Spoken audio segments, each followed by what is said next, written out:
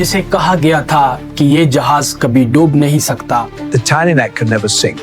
There's no way this ship could ever sink. The Titanic will never sink. This ship is absolutely unsinkable.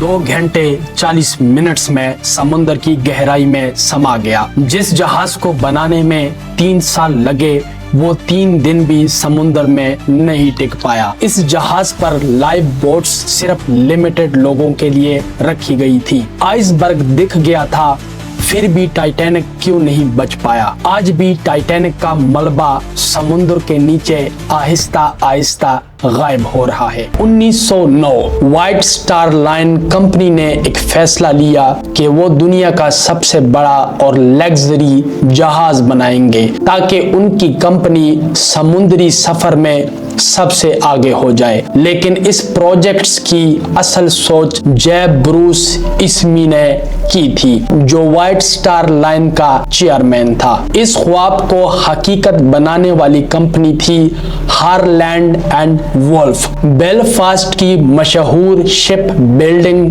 Company ہارلینڈ and wolf نے Titanic کو design اور blood کیا. اس project کو lead کر رہے تھے Thomas اینڈریوس جو ہر چھوٹی بڑی ڈیٹیل پر خود نظر رکھے تھے. 1909 میں ایک ایسا جہاز بننا شروع ہوا جسے دنیا نے کبھی نہ ڈوبنے والا کہا. 3 سال تک 3000 مزدور دن رات کام کرتے رہے. اس سے پہلے میں آپ کو بتا دوں کہ ٹائٹینک جہاز بننا کیوں ضروری تھا. 1900 کے شروع میں یورپ اور امریکہ کے درمیان سفر تیزی سے بڑھ رہا تھا. لوگوں کو ایک ایسا جہاز چاہیے تھا جو تیز، سیف اور لگژری سے بھرپور ہو. اس لیے ٹائٹینک بنایا گیا تاکہ برٹین دنیا کو دکھا سکے کہ ان کے پاس سب سے ایڈوانسڈ ٹیکنالوجی اور سب سے بڑا جہاز ہے. ٹائٹینک ایک سفر نہیں، ایک سٹیٹس سمبل تھا. امیر لوگ اس پر سفر کر کے اپنی شان دکھانا چاہتے تھے اور عام لوگ امریکہ جا کر نئی زندگی شروع کرنا چاہتے تھے. ٹائٹینک ان دونوں خوابوں کا پل تھا. اس جہاز میں latest safety systems, powerful engines اور رائل لیول کی فیسلٹیز لگائی گئی.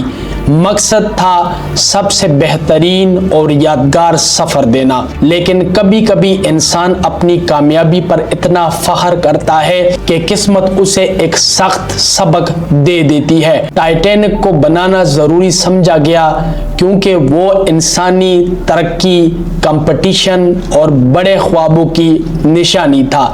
ایک ایسا خواب جو دنیا کبھی نہیں بھول پائی. 1900 میں بیلفاسٹ آئرلینڈ کے شپ یارڈ میں ٹائٹینک کی مینوفیکچرنگ سٹارٹ ہوئی.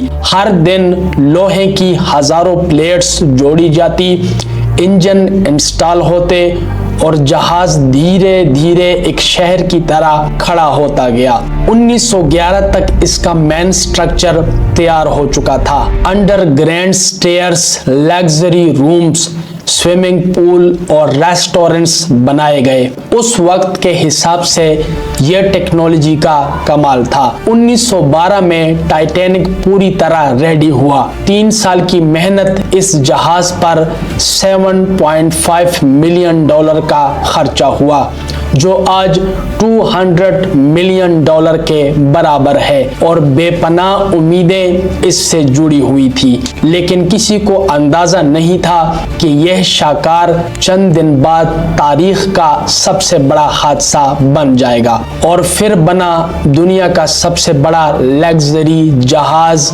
ٹائٹینک.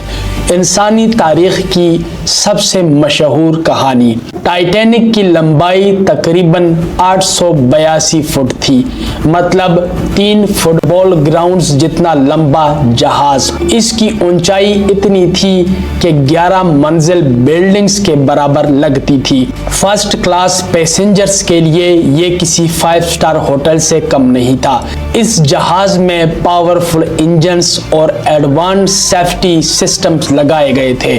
اسی لیے لوگ اسے انسکنیبل जहाज समझने लगे, लेकिन सबसे बड़ी गलती लाइफ बोट्स की कमी थी।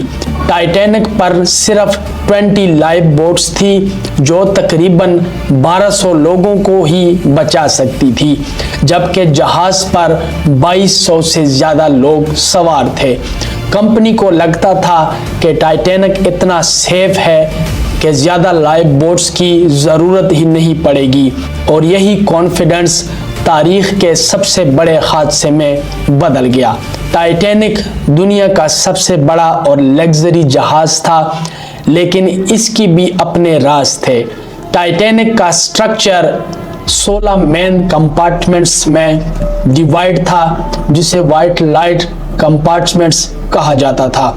हर कंपार्टमेंट्स को डिज़ाइन इस तरह किया गया था कि अगर एक या दो कंपार्टमेंट्स में पानी आ भी जाए तो जहाज डूबने से बच सके। लेकिन सबसे बड़ी गलती मटेरियल्स और डिज़ाइन में छुपी थी।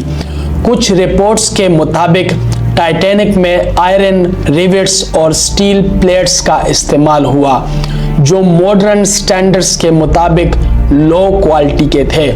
खास तौर पर कुछ जगहों पर ब्रिटल आयरन रिवेट्स यूज किए गए जो एक्सट्रीम कोल्ड में टूट सकते थे। सोचो, एक अनस्केनेबल जहाज, लेकिन कुछ छोटी चीजें उसकी तकदीर बदल सकती थी। इंजीनियर्स और बिल्डर्स ने सेफ्टी और लग्जरी पर ज़्यादा फोकस किया, मगर मटेरियल्स की क्वालिटी और रिवेट्स का इशू आइसबर्ग के टकराने के वक्त बहुत बुरा साबित हुआ। ये सिर्फ एक जहाज नहीं था, ये इंसानी ओवर कॉन्फिडेंस की निशानी भी बन गया। 10 अप्रैल 1912 साउथहैम्पटन इंग्लैंड से टाइटैनिक रवाना हुआ। रास्ते में ये चेयरबर्ग फ्रांस और क्वींसटॉन आयरलैंड पर भी रुका और इसको जाना था न्यूयॉर्क सिटी USA। इस जहाज को चलाने के लिए सिर्फ एक ड्राइवर नहीं बल्कि पूरी टीम थी। टाइटैनिक का कैप्टन एडवर्ड जॉन स्मिथ था और उसके साथ 24 सीनियर ऑफिसर्स और इंजीनियर्स थे जो इंजन्स और नेविगेशंस को कंट्रोल कर रहे थे। टाइटैनिक पर तकरीबन 2200 लोग मौजूद थे। इनमें 1300 के करीब पैसेंजर्स और 900 क्रू मेंबर्स शामिल थे। पैसेंजर्स में अमीर लोग, बिजनेस टाइकून्स भी थे और आम फैमिलीज भी जो अमेरिका नई जिंदगी शुरू करने जा रही थी। इस सफर में हर उम्र के लोग थे, तकरीबन 100 से ज्यादा बच्चे, सैकड़ों जेंट्स और लेडीज। हर किसी के पास अपनी एक कहानी और एक ख्वाब था। जब इस जहाज ने 4 दिन का सफर तय किया तब ये जहाज पहुंचा अटलांटिक ओशन। ये वो जगह है जहां 5 सेंटीग्रेड से लेके 12 सेंटीग्रेड तक सख्त सर्दी होती है। टाइटैनिक जब नॉर्थ अटलांटिक से गुजर रहा था, वहां बर्फ के बड़े पहाड़ भी उसके रास्ते रोक रहे थे। ये आइसबर्ग्स असल में ग्रीनलैंड और आर्कटिक ग्लेशियर से टूटकर निकलते हैं। मोटी बर्फ के टुकड़े समुद्र की लहरों पर तैरते हैं और कई किलोमीटर दूर तक ट्रैवल करते हैं। समुद्र पर इतनी खूबसूरत लहरों के बीच छुपी हुई थी मौत। अप्रैल का महीना नॉर्थ अटलांटिक के लिए खतरा बढ़ता है क्योंकि ग्लेशियर से टूटकर निकलने वाले आइसबर्ग्स अभी भी दूर समुद्र में तैरते हुए नजर आते हैं, लेकिन 90% बर्फ पानी के नीचे छुपी होती है। आइसबर्ग का सिर्फ ऊपर का हिस्सा दिखाई देता है, जो जहाज के लिए सबसे बड़ा खतरा बन जाता है। टाइटैनिक के लिए ये खूबसूरत लहरों का सफर एक पल में तारीख का सबसे बड़ा समुद्री हादसे में बदल गया। 14 अप्रैल 1912 رات بہت ٹھنڈی تھی، سمندر بالکل شانت تھا اور ٹائٹینک پوری رفتار سے آگے بڑھ رہا تھا۔ ان لوگوں کو ایسے لگ رہا تھا جیسے پانی بھی جہاز کو راستہ دے رہا ہو۔ آسمان پر ستارے چمک رہے تھے اور نیچے دنیا کا سب سے بڑا جہاز اپنی منزل کی طرف بڑھتا جا رہا تھا۔ کسی کو اندازہ بھی نہیں تھا کہ یہ رات عام نہیں، یہ رات تاریخ لکھنے والی ہے۔ ٹائٹینک کو نہ ڈوبنے والا کہا جاتا تھا۔ سٹیل کی باڈی، نئے زمانے کی ٹیکنالوجی اور اتنا یقین کہ لوگ خوف بھول چکے تھے۔ فرسٹ کلاس میں میوزک چل رہا تھا، سب اپنا انجوائے کر رہے تھے۔ ڈنر ٹیبلز پر لوگ اپنی باتیں کر رہے تھے۔ نیچے انجن روم میں ٹیم جہاز کو رفتار دے رہی تھی۔